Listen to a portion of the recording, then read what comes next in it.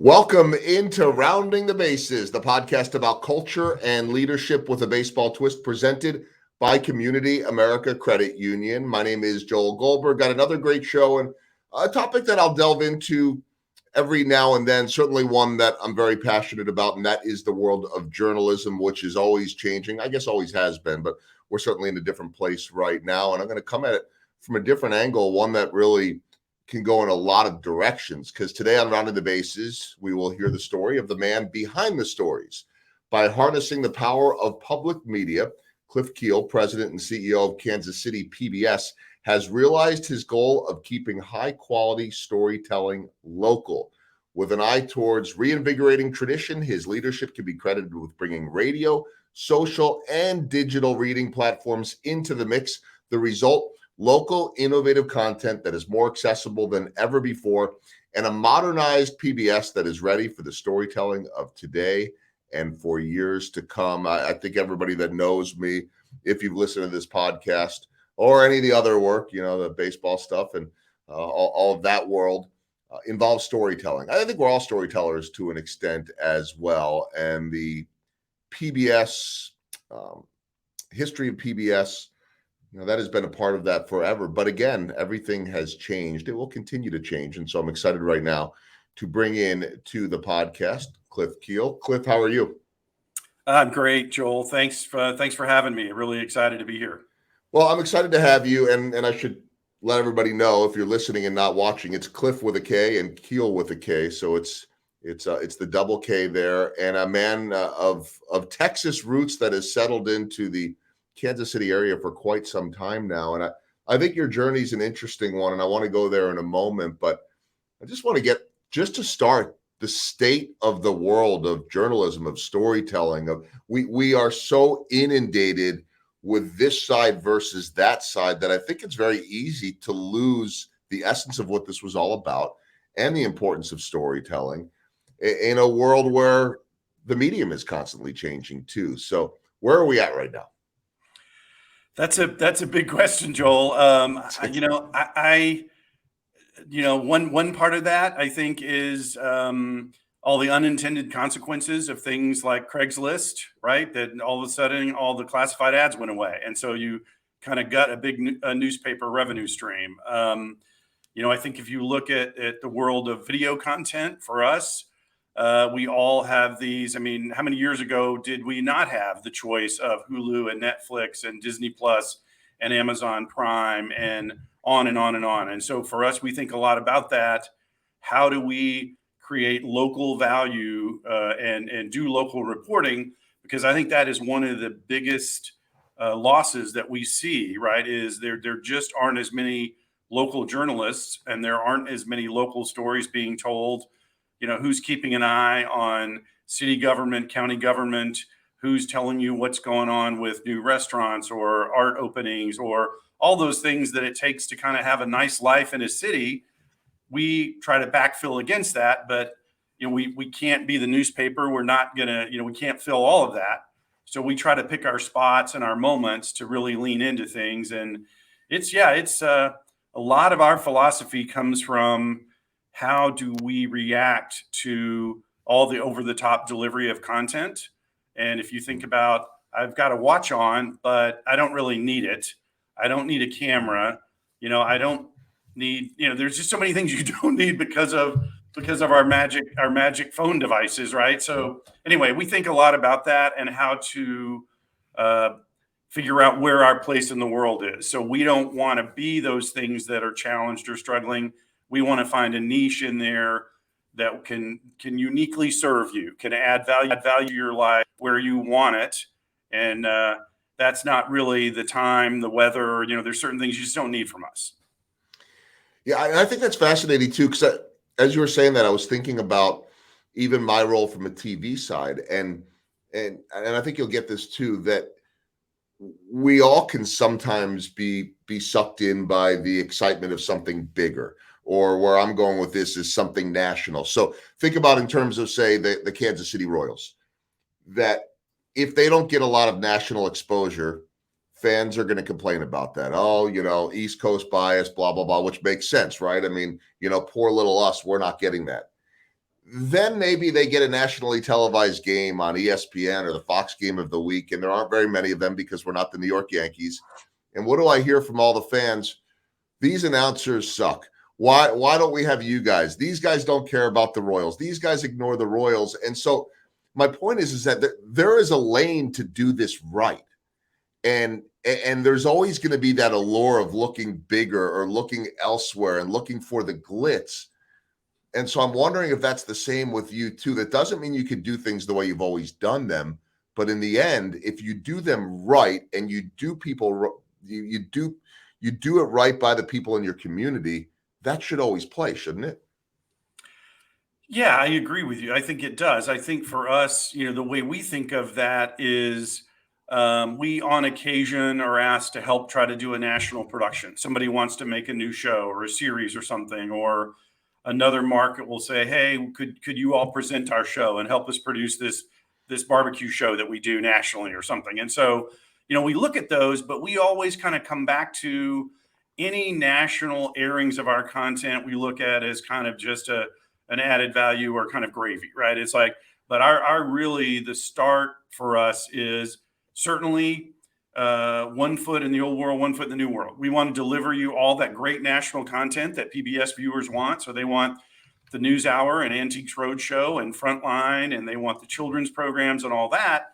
And then we find that spot in there for us to say, okay, now then, with our makers that live in our building, how much content can we squeeze out to people about, in terms of investigative journalism, arts and culture, health and health equity, education innovation, the development of our city, all those things that might be going undone and audiences that might be underserved.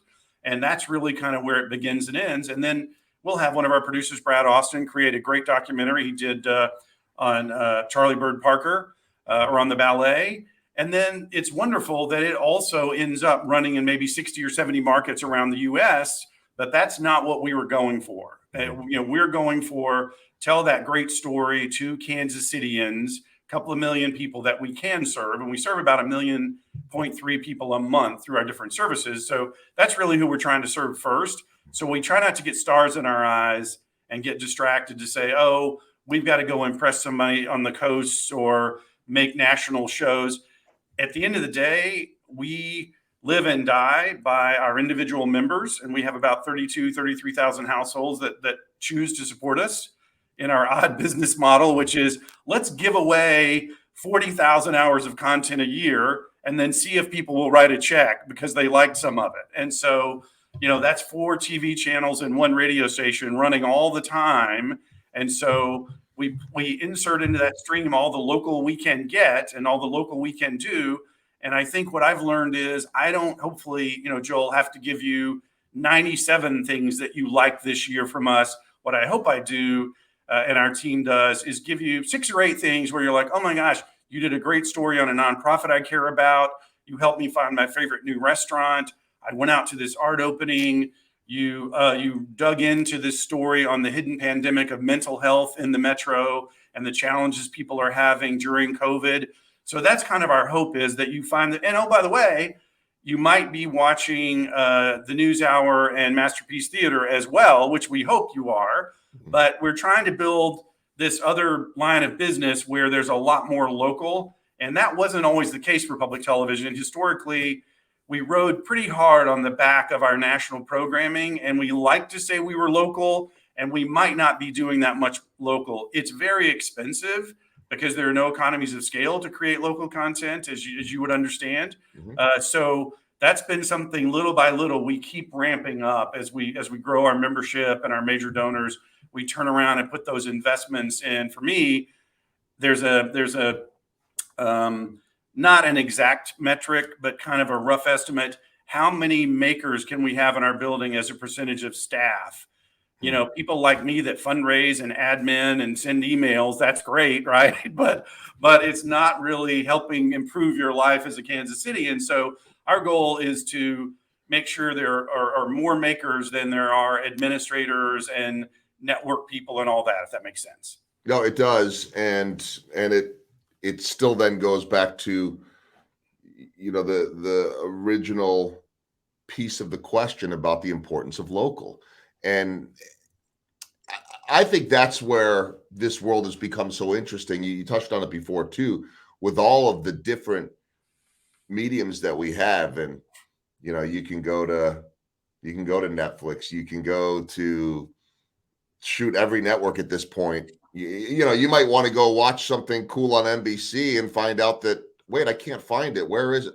Oh, I have to get the Peacock. On and on and on and on, right? So everybody has all of these choices, and I think that's what we're all navigating at this point. Why can't I see this here? How can I get that there?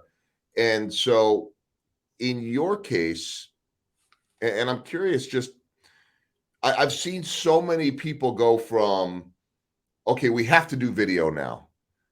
And I'm not singling out just the newspaper business, but single out me. There was a stretch where it's like, well, you can't just be on TV. You have to be a blogger, and you have to be able to write. You can't just be a writer. You have to be able to get in front of a FaceTime live. You can't, or Facebook Live, whatever it's called. You can't just be a beat writer. You also have to be a blogger, and the lines start to blur, and columnists are this, and on and on. So how have you navigated that? Because I think we all know that digital is where it's at, video is where it's at, but with that comes a lot of people and entities not doing it well and doing it just because they have to do it. But yet there's always been such a high standard, I think, for everything that PBS does. So how have you grown with that, if that makes sense? Yeah, it does make sense. And I think, we, in the last, 6 or 7 years, we added a AAA music radio station. We added a digital magazine, Flatland KC. And we learned a lot doing that, I think, and to your question, for us, I think it is trying to remind ourselves to think backwards from the customer, make something people want, make a quality product. And then I think also for us, be honest about what business we're in. So I think at times we get to think, oh, well, we're going to start kind of doing daily news, or we're going to kind of do breaking news. That's not what we're good at. What we're really good at is a 30-minute, hour-long documentary. We've learned to launch that maybe in modules on our social media on Flatland, week over week for a month. And then that show goes on the cover of the program guide, and then it runs on the air 10 or 12 times in a given month. So really trying to, make sure we're reaching, if you want to watch it on your phone, that's great. But also I think about my mom down in Texas. My mom doesn't want to have to get Peacock and all these other services. And so for people that want to tune in and just get our broadcast signal and watch Masterpiece Theater when it's on, or watch Nick Haynes when he's on, or we just started a new show, Flatland. It's a TV show, and once a month, kind of topic driven. We want to do those and put them online and do all those other things, but also make sure we're not leaving anybody behind. But I mean, again, back to your question.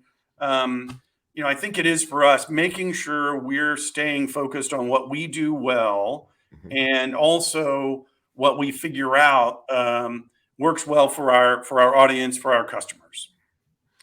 All right, I want to backtrack a little bit to the boy and then the man that was in Texas, and I think like a lot of people that end up in Kansas City or anywhere else that end up being transplants and then not leaving, and you've been here since I think 2009, and I know really fallen in love with this city, but that's not something you could have ever imagined growing up in the Waco area and then going to the University of Texas. What were the early goals for you? I was, when I went to college, I was undecided, and then somewhere in there, I decided I wanted to be a filmmaker, and I had a bit of a career doing that, and I think we talked a little bit about sort of a swing and a miss in our careers, right? And so for me, I think it was, trying to stay at the plate for too long, trying to be a filmmaker. And I think as a filmmaker, I'm a pretty darn good CEO and fundraiser, right? So I kind of figured out, like, I think I can do more if I make this less about my ego and making a Kliff Kuehl film, and instead being behind the scenes, fundraising, hopefully having some kind of a vision for making our services better for this community, and really leaning into that. And so, but yeah, I spent about 10 years trying to be a filmmaker, made an independent film, years and years and years ago. It seems like 100 years ago now, but it was a lot of fun and a lot of learning. And it really helped me, I think, a lot as I moved into what I do now, because it made me so grateful for people that help me in my career, for donors that invest in our organization when they don't have to, health benefits, things like that. It's all after being an independent, contractor for 10 years. I'm like, wow, I get to go to this convention and my company's going to pay for it. And lunch is on the company. And and I got a free t-shirt, it's like after paying all those things on my own as an independent contractor, I really appreciated the structure of that, if that makes sense. It completely makes sense. And it's a world that any independent contractor in whatever field they're in can understand. You just can't ever take those things for granted, And so you end up going this route, and then I know that there were stints in I think Baylor, Reno, and then eventually Kansas City. Tell me about that path and how you ended up in this gig that has been one that I know really loved for a long time. Yeah, I got out of school and I raised some money, and I wrote a screenplay and made a little promotional trailer, and then we went and raised $250,000 and made this little movie in Austin. All this was in Austin, Texas, after I graduated there from UT, and then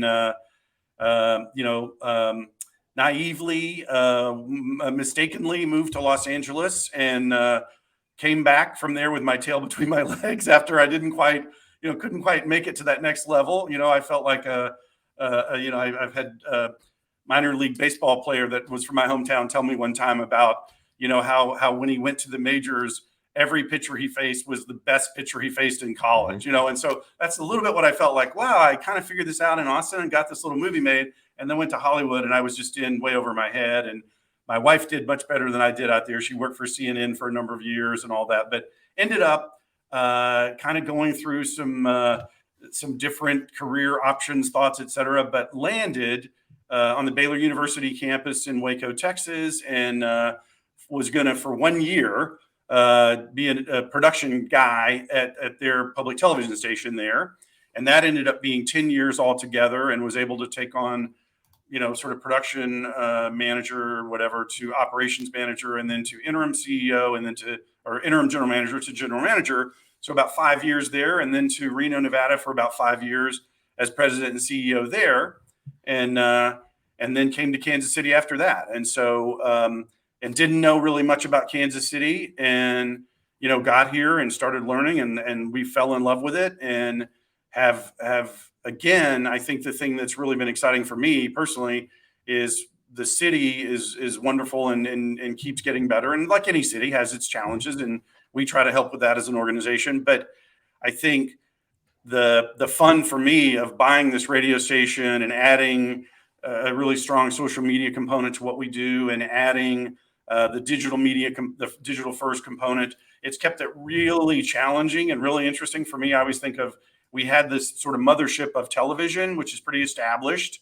And then we added these two startups, which were pretty crazy, because they were very much like, wait, that's not working. Okay, let's try this. Oh, wait, that's not working. So that, now we kind of know what those are supposed to be, but they're still growing up in public, right? They're still kind of getting there, but they're very fortunate that they have, at least for the time being, this very strong sort of backbone of public television. Yeah, that's what I wanted to ask you, and we'll let everybody know too that the radio station, you can find out more at bridge909.org, www.bridge909.org, and then on the digital side, flatlandkc.org. There's so much great content on both of those. And so that, my question to you was that you just talked about the backbone of having PBS and having that. It's hard to go the startup route. I mean, the success stories are not easy. When you, and I can relate to that in a different way, but only in the sense that I started a speaking career, and in this podcast, like, by the way, had that TV thing to fall back to every single night. Well, until the pandemic, but that's a different story. But, that was my bread and butter. And it's so much easier, whether it's a solopreneur, whether it's an entrepreneur, whoever it is, whether it's an entity like you have, to be able to take some of those chances and leverage those resources. So how much did that help you in building those other platforms?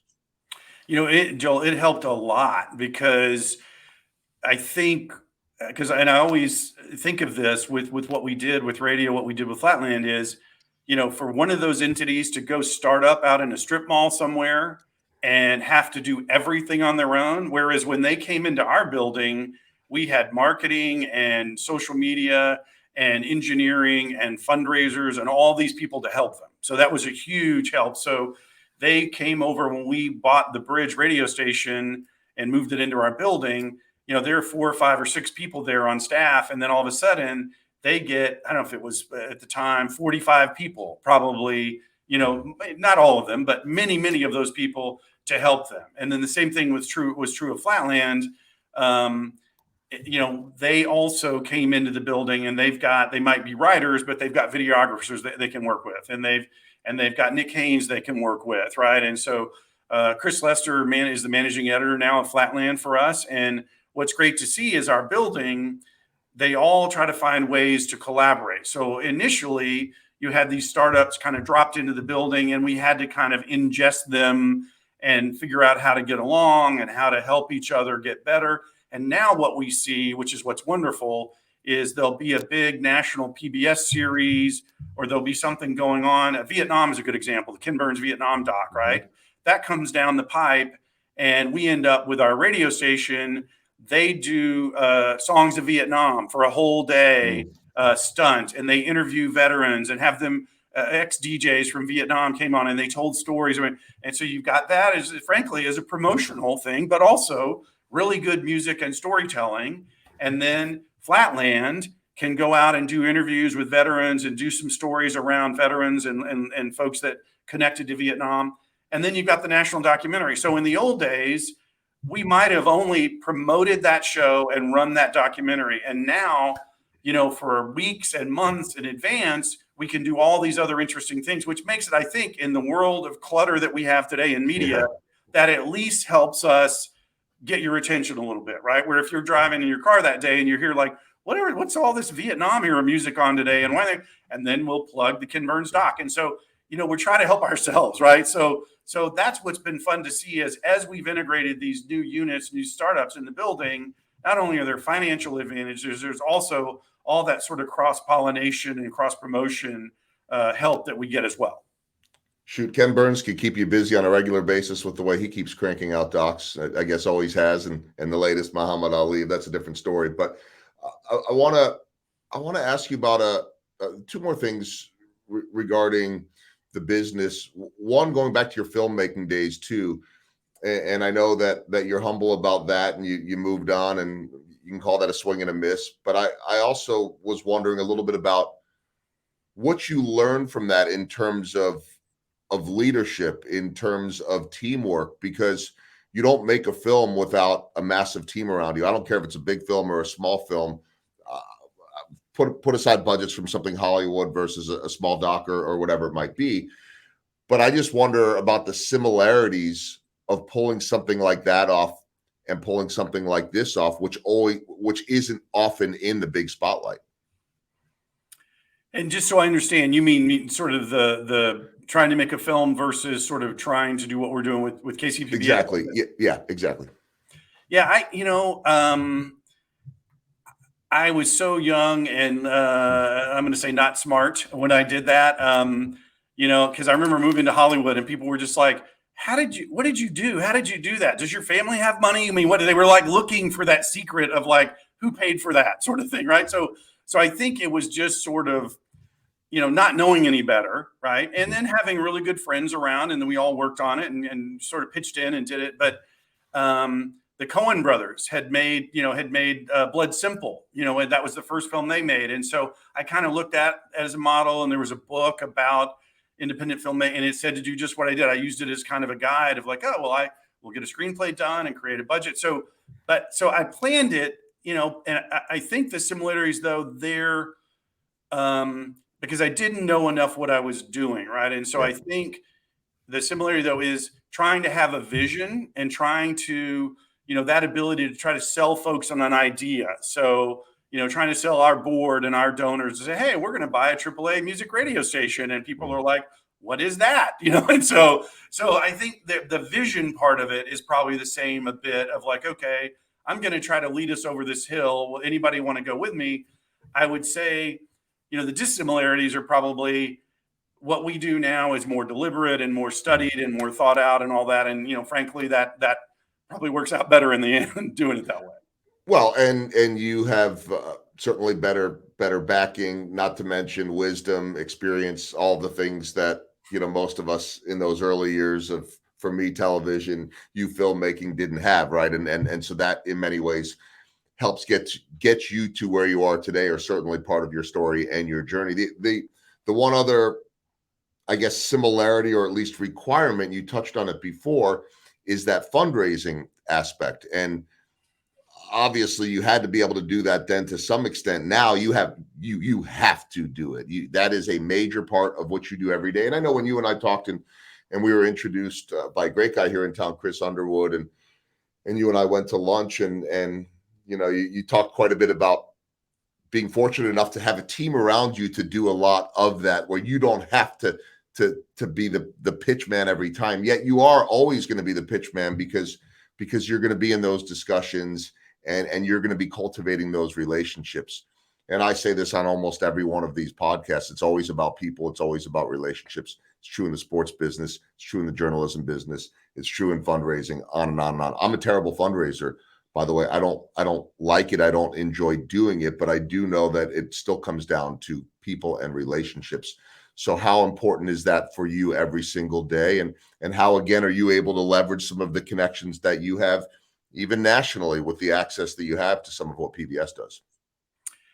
There's a lot there. That Chris is great. I really appreciate him connecting us. I like to be a connector, and I like to connect to folks, and just sort of, we always do that in our organization. Like, hey, let's just go talk to these folks and see where it might go. Right? We never know. I think I've been fortunate to serve on a couple of national boards, and so I try to connect those dots to our organization and to our city where I can. Paula Kerr, the CEO of PBS, was very helpful. They helped fund, you might remember, we did the Joyce DiDonato Kansas City Symphony national PBS special a number of years ago now, when it first opened. And so that was just some of the folks we knew. PBS kind of took notice and came and visited. And so those things, we're fortunate when those things work out. Remind me the original question. I'm sorry. Yeah, just about the relationship. It was a long-winded question, as they can be for me at times too. But the relationship aspect of fundraising and what you're able to do, what you have to be able to do. Yeah, that, I'm very fortunate because we do have a good team. I have a role to play there, and certainly with some of our largest donors, with our board, with national organizations, there's this figurehead role I play, or this connector role, and so I enjoy that. I'm fortunate Ted Place is our chief development officer, does a great job. And so Ted and I work as a team, and we kind of ride out together and meet with people and get prepped and go talk to folks. And it's always, I think that part of it, I learned, for me, it's and I love to talk, but it is in those cases, to me, that our members, our donors, our audience, they're the center of attention. We need to look at, what do they like? What are they interested in? What do they care about? What do they want to have a conversation about? What are they worried about? We see a lot of that. Your original question about journalism, the people tell us, hey, I'm really worried. You all need to step it up, and I'll invest in it. So we really try to listen and find out, what are those 2 or 3 or 4 things that somebody cares a lot about? And that's really where we base our relationship. We make notes on that. We'll send them a book. We'll get them tickets to something, whatever. We'll do those kind of thank you things. But a lot of it is just meeting with them and saying, okay, Joel, what is it you're worried about in Kansas City? What is it that we could do to help make this city better? Or where do people need a common language, common vision for the city? Is it around health equity? Is it around, race? Is it around housing? What is it? So we really try to listen to that. Now, the trick of that is, I'm a fundraiser and an administrator. So as you know, there's a bright line editorial there. So I can take those suggestions, and then as a golden retriever, I kind of go lay those at the feet of our journalists. And now they then decide whether they want to pick them up or not. And it's because we've been accused of that before. Like, oh, well, you just have wealthy people telling you what to make. And that's not true. We have to have, most of our revenue comes from our individual members giving us $60 or $100, right? And so very, very appreciated.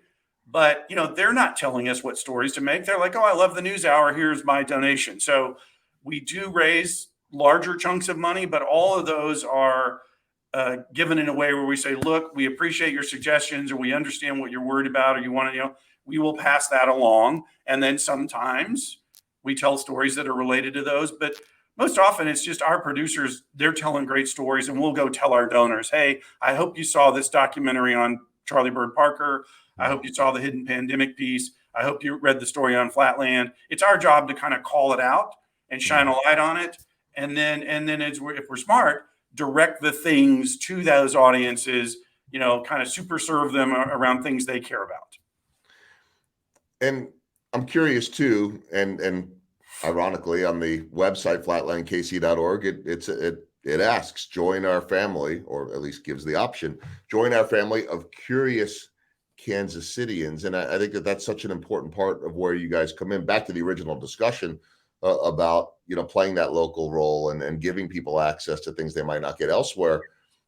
Is there a common theme, or when you're asking for these donations, is it usually, I just don't want local journalism to go away? Or is it, hey, I love that piece you did on mental health, or I love this musician, or is it just an affection for the history of PBS? Like what's the general, or is it across the board, the reasoning of why people say they want to be involved? It could be any of those, and it's also sometimes a combination of those. I'm an oddball a little bit because I love Flatland, I love music, so I like the bridge a lot, and I like public television, right? So, but we're fortunate. We don't have to have you like all of those, right? So you could be a supporter or come in the tent with us for one of those services. Our hope is that, maybe you like the bridge and Flatland and your kids watch the kids channel, right? So it's our job to get those other services in front of you and make sure you're aware of them. And then you pick what you want in that. And again, to your question, we have people that they love Masterpiece Theater and the News Hour, and they're not as interested in the local stuff, right? Or they don't like the bridge. Or we'll see people where they're like, what, I'm really glad the bridge is here because my kids and grandkids love it. And I'm glad that we have that amenity because that helps keep them in the city. So I think we see a wide range of those things. And I think our job is always to say, look, if you like this thing, let us show you these other things that we have in the portfolio, and keep learning about what you like, and try to be responsive to that. Again, within reason. Yeah. But a lot of it is there, we are, there are some people that just, there's nothing that we have that they like, but it's rare, right? Because like, well, do you have children? Well, you got the kids channel. Do you like music? Okay. Do you like food, arts and culture? There's almost always something for everybody, but, and that's where it's our job to kind of make sure we connect with those people. And I think our station has done a really good job of that in the last 5 or 10 years. That was a big learning for me at my other stations, is really take care of those people, invite them to go do things with you, have shared experiences, get to know them, capture information about them. And that's harder to do with 1 million people using your service every month. But where we can, we really try to target them with an email blast or get them to follow the Twitter feed of the thing they like the most. So, and I think over time we'll get better at that. We need to do the show me, you know me better. And I think we'll get there, but it's going to take us a while. Well, again, it's a lesson in diversification for sure with everything you're able to do. And again, getting back to relationships, I like on the Bridge's website, bridge909.org. The one that lures me in there right now is the Ben Folds Kansas City Symphony, which I think by the time this runs, that might be over actually. But if you were there, I hope you enjoyed it, because my wife and I went to that whenever he was last year with the symphony a number of years ago, or at least one of the times, and it was off the charts spectacular. It was like being a fly on the wall watching something composed in the moment, which was super cool. Anyway, off on a tangent there, but I'll get to my baseball theme questions. I think we've already answered one of them, but I'll go to the first one. Biggest home run that you have hit in your career? I wish I could just give a short answer to that, but I mean, the best way to say it, I think for me is landing in Kansas City, and then all the blessings of all the opportunities I've had here, and I think trying to have my eyes open and being, ready and agile when we had the offer of, oh, well, you could maybe buy this radio station, and like we really dug into that and we figured out, is that a good thing? Let's go do it. And then we had a donor ask us, hey, what would you do if you could kind of just do anything, and that would led to Flatland. We had a donor give us a very large gift to start that, but we kind of had the rough draft of that in our back pocket, and we quickly fleshed that out and then took that to that donor and said, what would it look like if you funded something like this? And we said at the time, this might end up being more documentaries. It might end up being short form stories. We don't know right now. But go with us on this journey and we'll figure it out. And so,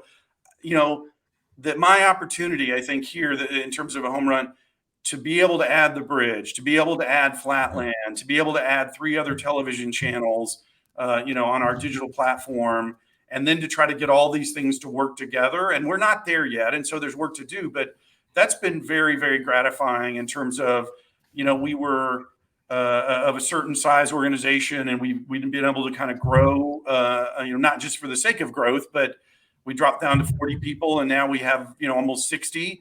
And so in a world of shrinking journalism, we feel, I'm very excited that pretty lean and mean, we've added a lot more service to the community and gotten a little bigger. But I'm really proud of, I think, getting the opportunity to try to help make these things work. And it's been, I tell you, it's I don't really want to add any new startups for a little while, right? It's like the startup thing is crazy because, I have an idea about what maybe it should be. And then the person that founded that thing or brought it into the building, they have a strong idea too. So it takes a little while to figure that out. Yeah. You got enough on your plate right now, but I'm just excited for all those home runs because we cannot lose local journalism. I think people that get it. People that don't, hopefully we can educate them on that, because once it's gone, it's tough to get back. And it's just such a fabric of who we are as not just a community, but as a country, in my opinion. Did we cover the swing and miss, or is there anywhere else you wanted to go?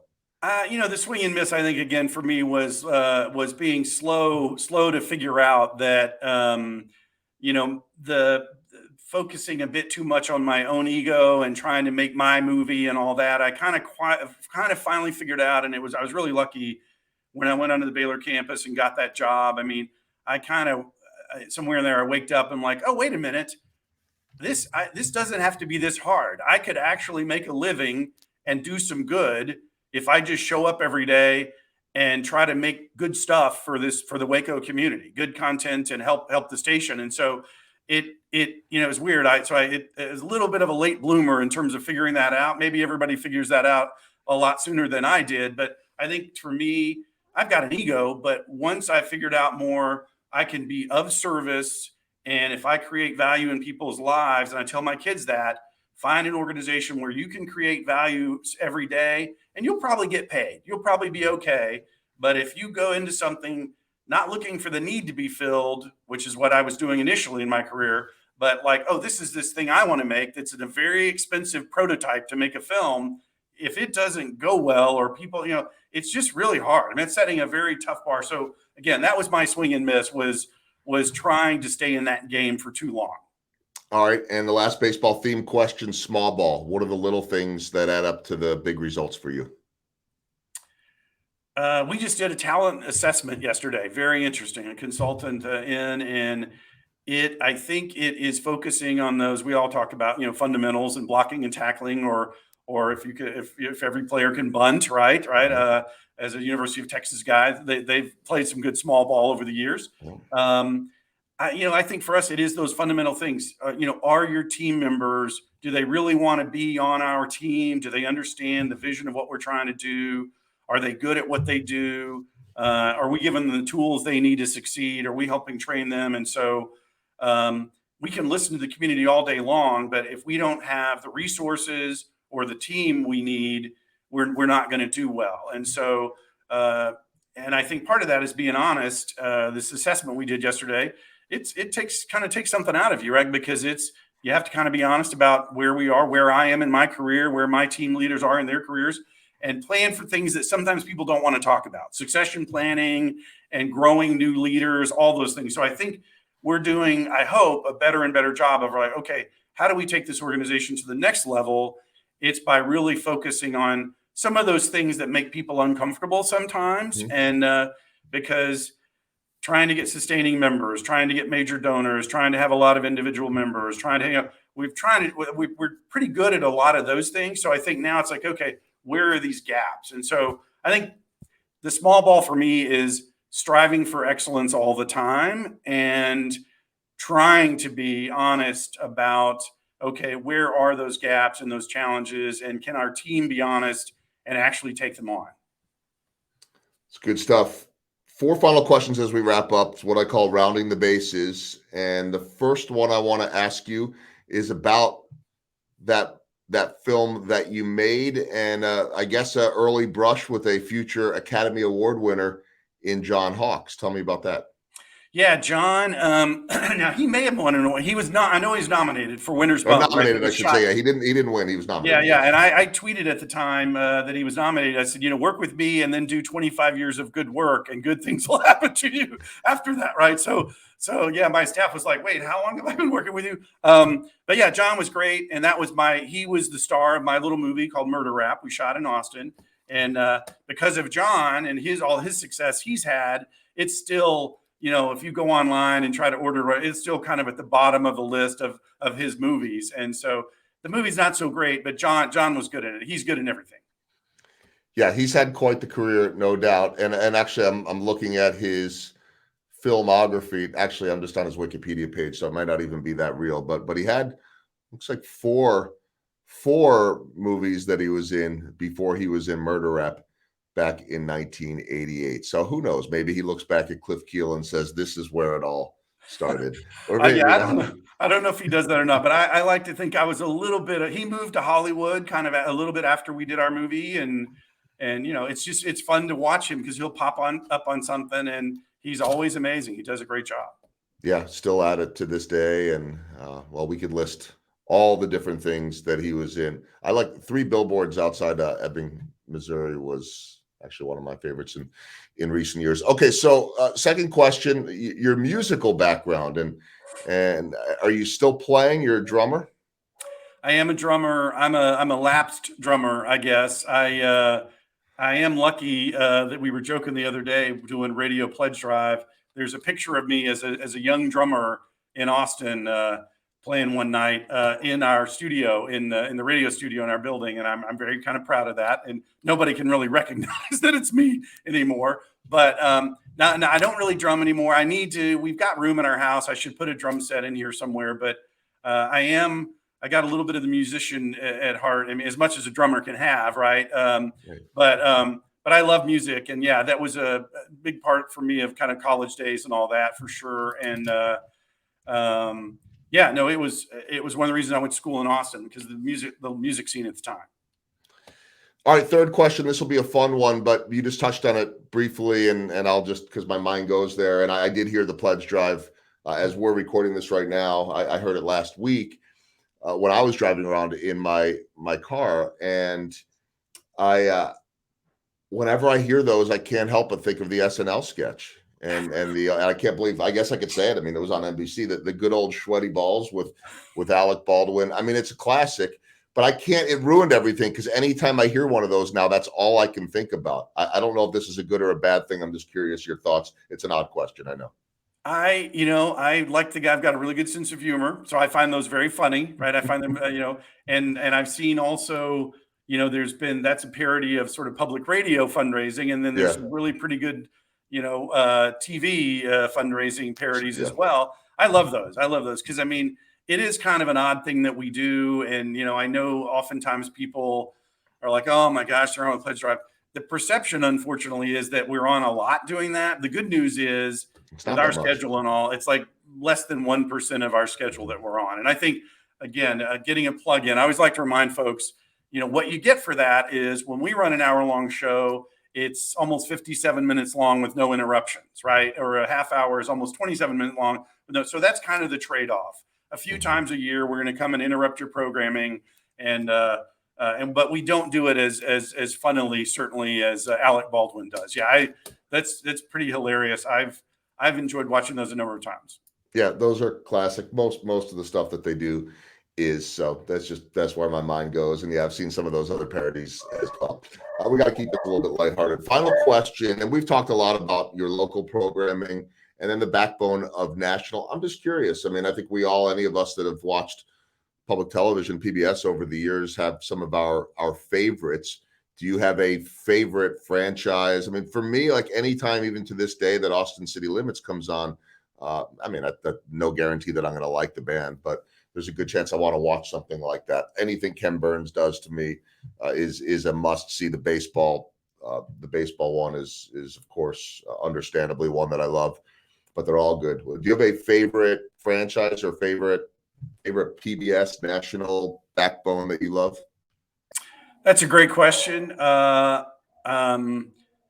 I apologize if you're hearing my dogs in the background there. That's normal in 2021. Yeah. Sorry. So I'm trying to mute there for a second. Rick Steves, I like a lot. I mean, certainly even in the pandemic, I love that vicarious travel that I can kind of sit on my couch and dream of traveling again someday. Austin City Limits I like because I am a music fan. The Frontline I think is just such a well done program as well. I could probably go on and on and on, but yeah, the travel, certainly the travel stuff, the cooking stuff, some of that. I'm not a great chef, but those are very relaxing for me, right? Watching some of those, somebody either a how-to or whatever. And, but yeah, I'd say, the Rick Steves, the gardening, some of the gardening things. I'm a would-be gardener, I think, as well. Maybe one of these days, that's what I think I like about our organization is you can kind of just choose the couple of things you want. I think the average PBS viewer watches like 90 minutes a week. And so it might be Masterpiece Theater or great performances, or it might be Rick Steves or Brit Combs. They kind of pick what they want, and that's fine with us. And I'm kind of the same way. I have those 3 or 4 things that I kind of plug back into, but and oftentimes it is for a little bit of a wind down.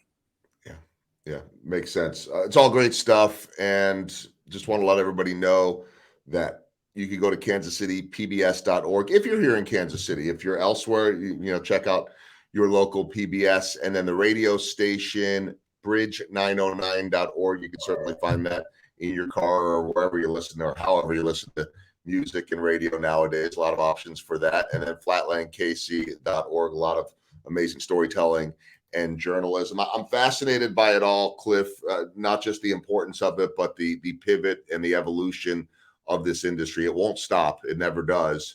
If it does, then, we need to find something else, I suppose. And hopefully that is not an option. So I really appreciate you spending time today on rounding the bases and filling us in on a very important and unique world. Great work. Congratulations on the startups and the expansion and continued success. I appreciate it, Kliff. Thank you, Joe. Really proud of our team, and I really kind of you to take the time to visit with me. Thank you. Thanks so much.